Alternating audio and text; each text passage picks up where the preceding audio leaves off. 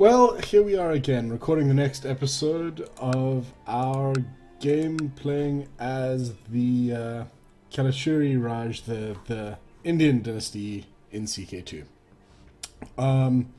Literally it's been about a week since I last played, and so I'm just kind of catching up on what's going on around here. One of the things that's really kind of going quite nice about this India game is that the level of education is really pretty high across all the various regions. Glad to see that my council is all assigned correctly. Religious authority, we apparently have all the holy sites in our faith, which is kind of awesome. Except... okay. Yeah, let's see. Who needs to have their marriage arranged? You propose that my heir... No? Yes? No. His heir marries my courtier. My courtier has a claim on somewhere else. I'm not too fussed. Is she actually worth holding on to? I think that her stat line is good enough that we should consider just keeping her for one of our dynasty. So I am in fact going to decline the marriage request. I can hand out a commander title, and we've got some guys who are pretty solid commanders. Oh my goodness, this guy's amazing. I want to be this guy's best friend. Wow, he's an impaler. That's fun. I mean, what do you do for your hobbies, right? Well, firstly, let's get this guy a wife because, oh my goodness.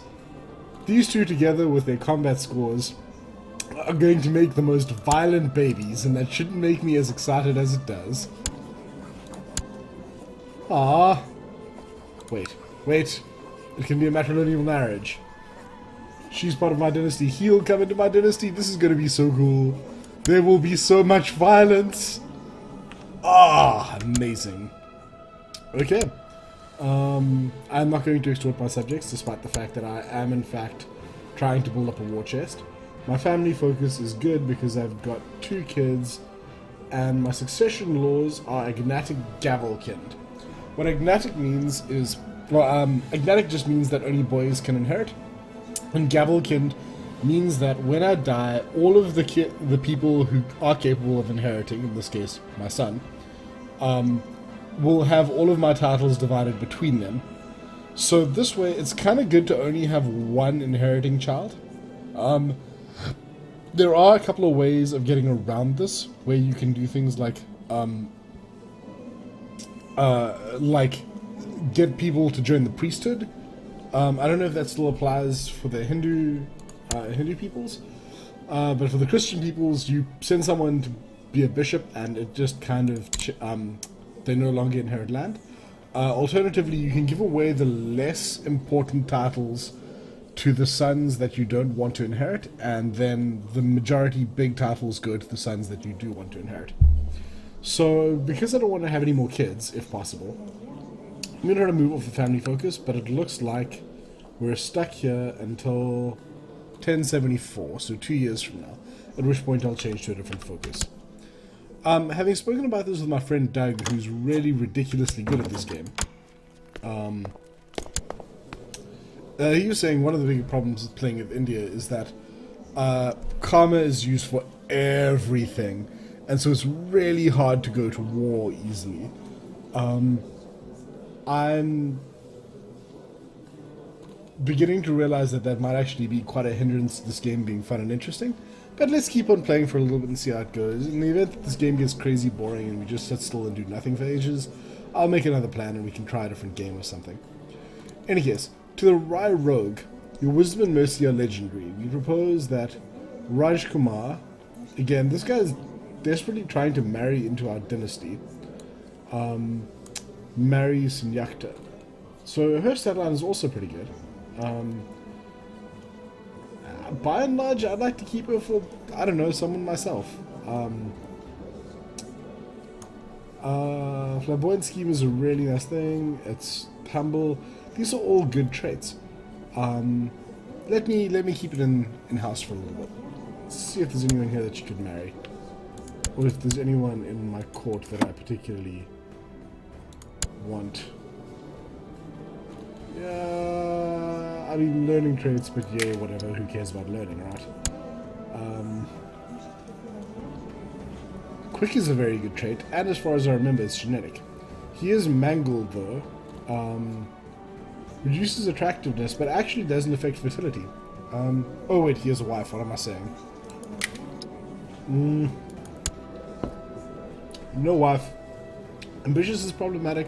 Gregarious is a good trait. Just is a good trait. His stat line is good. He wants to become a paragon of enlightenment, which is also actually pretty good. I don't know. I'm not sure. We'll see. I'm not in a rush to get everyone married off right now. We have this guy off in Delhi fabricating claims. Over here. Yes. There's litter and feather all over the place, and when you enter the dining hall, you see a huge pelican standing on the table. When your spymaster sees my steaming face, he tries to calm me down, introducing me to the new pelican guard. There's a slight chance that it bites my sister, causing her to have the wounded trait. Get rid of it. Oh dear. Okay, with all this money, I think, let's see if we can't invest it in something. Maybe building a new holding. Yeah, okay, so the holdings are a little on the expensive side. This is my capital. Maybe building out a keep. The problem is that there's not a lot left to invest in over here. Barracks not a bad idea. It's lots of troops and they're good quality troops. Keeps are always good. But they're expensive. Yeah, I think I'll hold on to my money for a bit. Are there any interesting intrigue choices that I can pick that might give me karma? Choosing a patron deity might not be a bad idea. You can choose a personal patron deity from among the most powerful of the many gods and goddesses of the Hindu faith. People will associate your rule with that deity, and some aspects of government will be strengthened as a result, although you should be aware that this always has a cost in some other area. There are those who argue that it's best to stay neutral and anger no one. That has the potential to give me good karma. I don't know. I'm gonna play it safe for now. And conveniently, it also let me hit my ambition of building a war chest. So now I can pick a new ambition. You know, that karma that I really want. Often when you choose a personal ambition, it gives you interesting opportunities, like little story missions and things you can do. So this might well give me opportunities to earn oodles of karma. So I'm going to give that one a try. My learning is ridiculously low, which I think impacts the amount of karma that I gain every turn. Or every tick. But we can make a plan. I've still got more commander titles to give out as well. This is the only guy who has actual benefits here. His morale defense, because his Craven is really bad. Siege bonus is nice, but to be honest, I'm not gonna do that.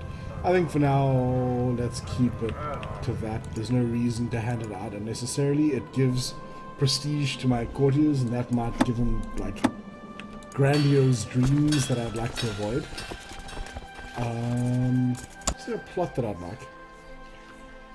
No, there's nothing immediately that springs to mind. This guy. Maybe if we murder him... I mean, if he underwent a terrible accident, maybe his subsequent heir wouldn't be as strong, and so there'd be an opportunity. Wait. How do...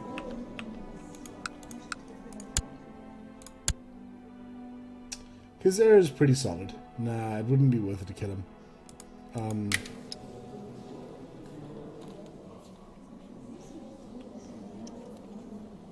It's kind of weird that his heir is the same age as him. Oh, it's his brother. Okay, never mind. Yeah, I mean, I don't think this guy's, anything... Like, the heir... assassinating him is going to have any impact other than just annoying people. Apparently there's a war going on. Ducal war for Raja Mathandeva's claim on Kusangara. Wait, what? Was I in a war at the end of the last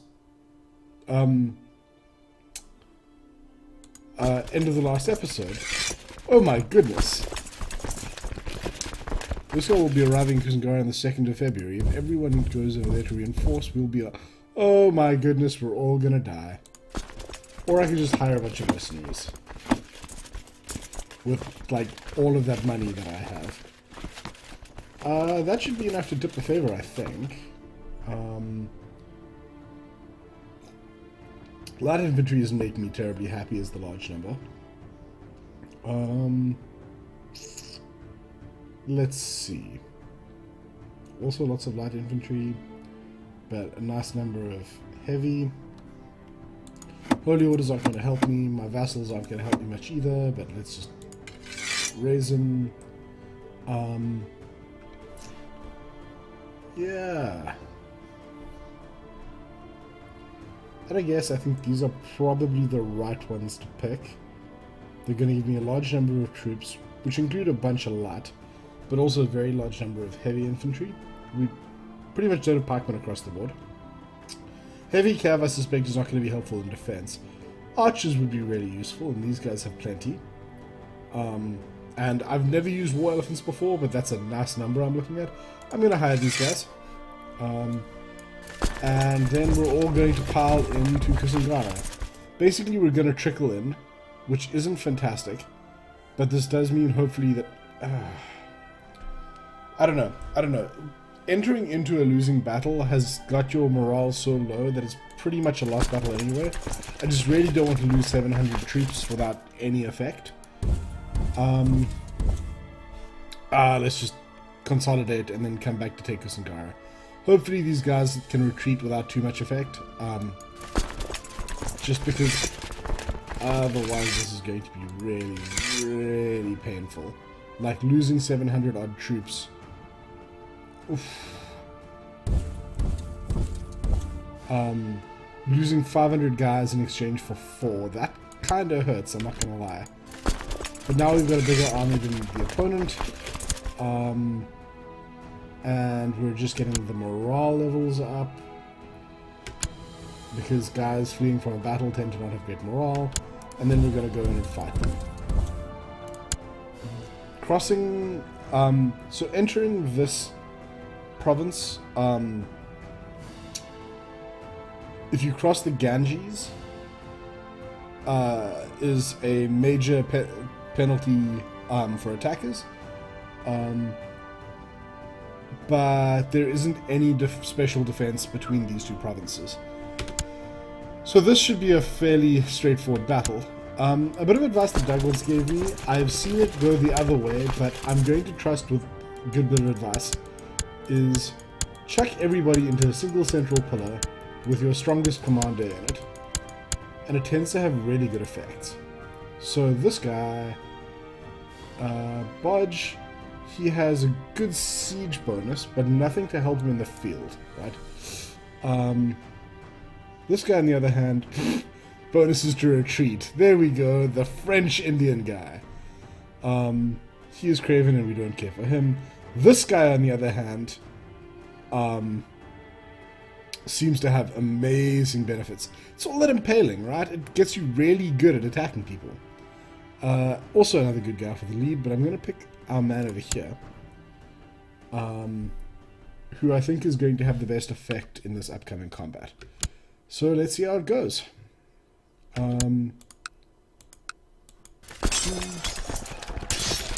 We can see that our center is crushing their center.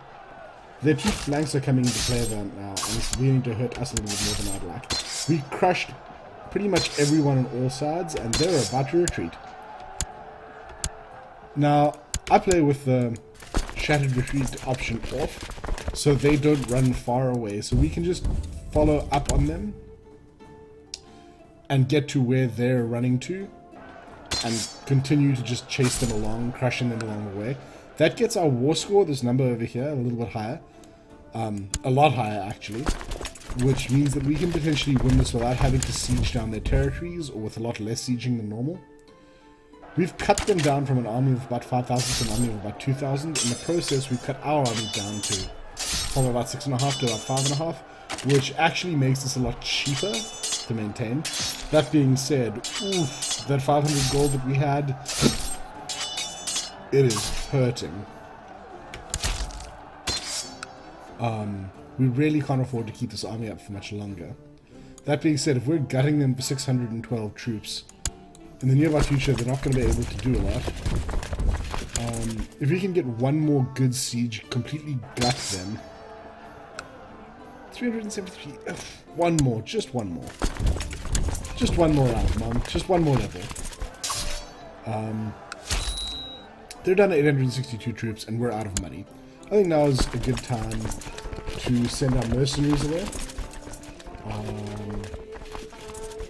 They're costing us a chunk of change that we basically can't afford. So we dismiss them. We're down to 3,000 troops to their 800. And while we're still losing money every month, it's way less than it would be with the mercenaries. The mercenaries just completely gut our economy. Dear me, during your wife's recent visit to the Hina Dessa, we had a great time discussing similarities between our people. I suggest a non-aggression pact. Sure, you're on the other side of the planet. I don't really care. I have no problem with you not attacking me, because I wouldn't have attacked you anyway. Okay.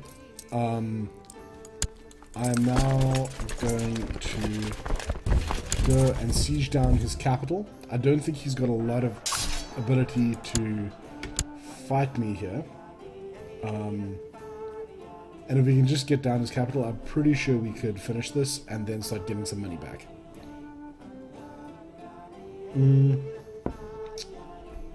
Having low money always puts you at risk of a thieves guild popping up. Thieves guilds are really bad. They gut your ability to tax your peasants, which basically guts your economy. Oh my goodness! What's happening here then? Sneaking into my territory while I wasn't looking. Combat, it looks like they got there a day before we did, so they have the advantage. I'm crossing this tiny little river over here that you can see. And so they gain some benefits, but in exchange, I mean, we get the fight and we massively outnumber them. So I have some experience in war now because of all these combats we've been doing. So do I want to focus on attack, defense, on being an inspiring leader, helping me with morale, or a trickster? Trickster, I'm told by a Roomba, who's kind of the guy you watch to learn this game, is a terrible idea because it's basically rolling the dice, whereas the other things are all just static buffs. I'm going to go with going on the attack right now. By and large, we seem to be outnumbering... actually, no, defense. I think with this guy leading our troops, he's really good at offense. Let's keep our guys alive, I think. When that stack arrives over here, though, all bets are off. We're going to be having a really bad day. And that is in about 2-3 weeks' time. Hopefully by then we'll run these guys off. Yay! We captured this guy who is a...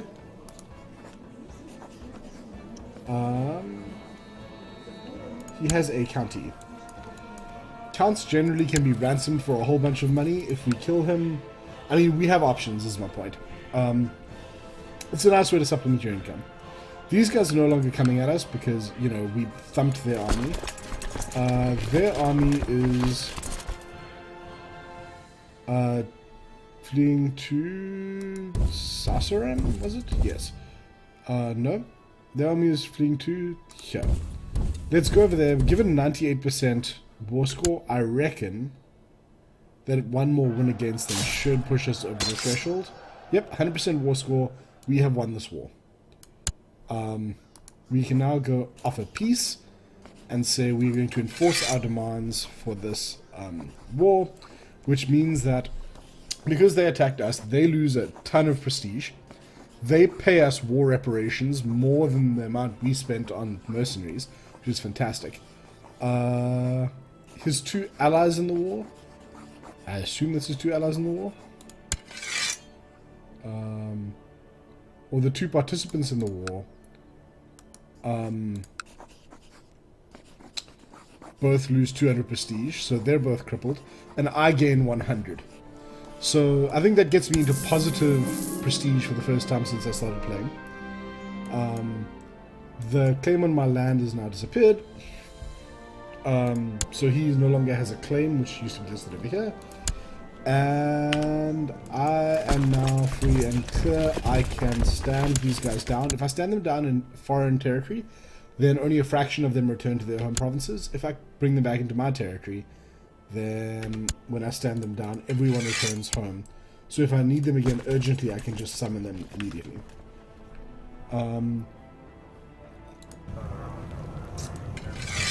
Let's see. I don't have a court poet. Who is the ridiculous combat guy that I love so much?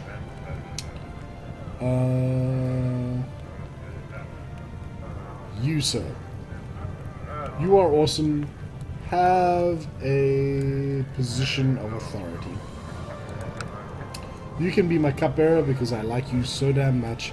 Despite all that impaling that you do in your free time, I totally trust you to carry my cup. In fairness though, you do kind of love me. I think that you are the bee's knees. Keep on what you're doing what you're doing, mate. So there are two weak claims. Weak claims are claims that disappear if you die, and we can press them on behalf of somebody else. What this means is someone in my court has like is in the line of succession for this thing where if I press their claim, if I say that this is their land and they win, they get the land, I don't, and they just really like me. There's a slight chance, given how much they like me, that I can ask them to be my vassal and they'll just join my land, but there's a very reasonable chance that they won't. How do you see the territory that you're looking at? Okay, so she has this weak claim on that Raj I don't particularly care about. And on that little, so I mean these two little duchies, they're too far away to be useful to me. The other weak claim, oh, okay, so it's just those two. So this lady has some claims that she can press, but I'm just not interested in pressing them. I'm gonna shift. I still can't. 1074, but it's 16th of October, so just a couple months away. We're still trying to fabricate this claim on Delhi.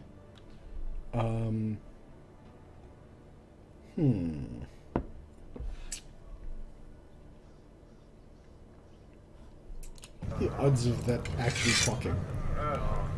It's like 3% a year. It's so low compared to playing the Christian rulers. One of the other things that I've seen work very successfully is marrying grandkids off. So, how do I tell the line of succession on this one exactly? There is a way to check what the line of succession is in a place where you can marry your, like, you can marry off your kids in such a way that they will eventually inherit this title. Generally speaking, rulers won't approve of a marriage where it's one generation away, but 2 generations away. So for grandkids, it's not too bad. They'll generally be happy to accept it. But yeah, for now, I think that that's pretty much what I got going for me. This guy, I left him as the recipient of our plot, but to be honest, I don't think there's much I can do over there. Do I have a liege? I do not. Is there a general liege of this area? There is. I'm not sure if there's a lot of benefit to this, except that I couldn't fight this guy. Like, I couldn't fight this guy who lives in this area. I would have to fight his liege for the land. This guy doesn't have a liege, which is why I'm going for Delhi. I'm just not sure if I can just arbitrarily declare. Oh dear. My marshal has failed to increase my levy.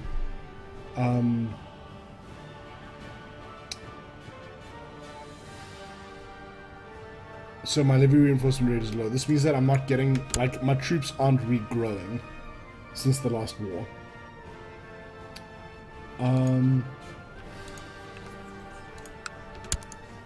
I can in fact just declare war on this guy, subjugation war. It loses me a metric crap ton of karma, way more than I would actually like to spend. But it might not be the worst thing in the world. I wonder if you get that back from your war score if you win the war.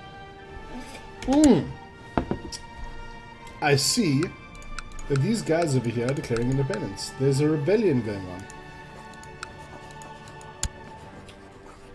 Or a revolt. Okay, so if I declare war, it's going to cost me the same amount in karma, and it's not going to end particularly well. Because if the rebellion is surrenders to the main area, then my entire war score disappears, and all of the effort that I've done, including the karma cost, goes away as well. Not worth it, my time. So my wife is pregnant, and this is both a good thing and a bad thing. If she's pregnant and has another son, then there's some fairly serious problems with lines of succession, because the Gavelkind will basically split my land in half and give half to each son. Mission to Iota has so far been a success. I seem to have made him understand what a benevolent and pious ruler you really are. Who is this guy? He runs one of these little holdings in our settlement. Okay. People like me more. Not going to complain about that. October is coming past, and I think it is time to change. I'm seriously thinking about going with theology, just to see if this can't get my karma up. This is the first time I've ever picked theology as the focus. Let's see if it gives me any interesting stories.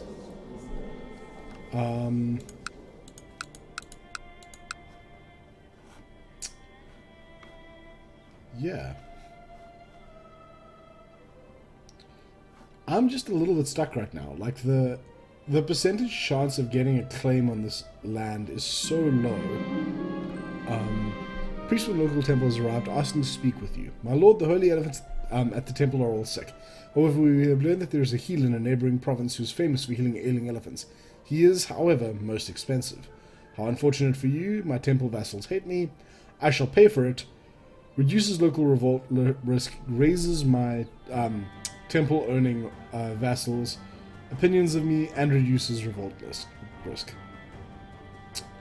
I have more money than I strictly know what to do with. Yeah, let's go for it. Let's throw some money at the problem. Maybe them liking me, which you can see over here from the second from the bottom, the religious authorities approve.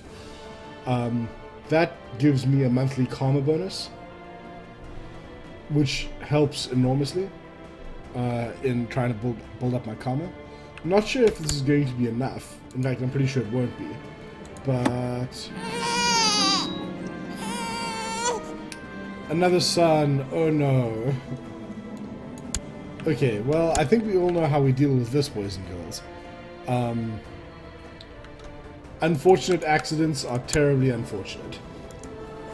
We'll figure out something about how we deal with this a bit later. Can you just improve? No, then my subjects think I'm tyrannical and all hate me. Okay, well, I mean, I think that's enough for one episode. I'm going to stop the recording here. And yeah, I'm going to start up the next one pretty much right away so that we can get started building up a series. Thanks for watching. Cheers, guys.